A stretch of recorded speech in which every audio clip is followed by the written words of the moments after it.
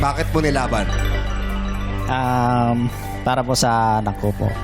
Para sa anak mo. Oh, Sana makuha mo to. sana nga po. Gusto rin namin makatulong sa'yo. Good luck, Opo. Peter. Salamat Meron po. ka lang 5 segundo para sagutin ang katanungan. 2 beses kong uulitin ang tanong. Kaya pakinggan mo mabuti. Again, Madlang people, no coaching to. Peter, Apo.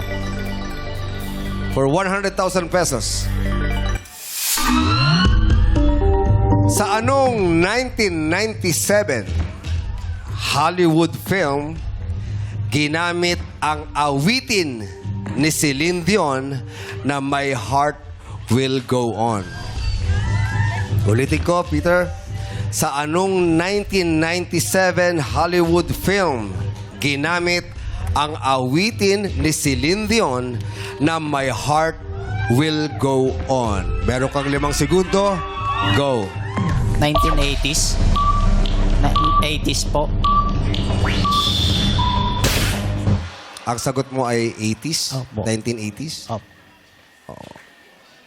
Parang hindi mo naintindihan yung tanong. Ang tanong is, sa anong 1997 Hollywood film ginamit ang awitin ni Celine Dion na My Heart Will Go On? Ang sagot mo ay...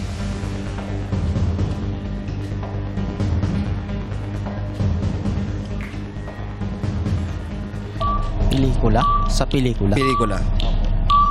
Ay...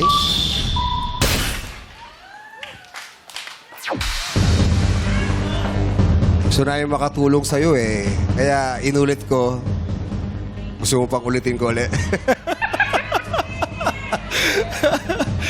Okay. Sige.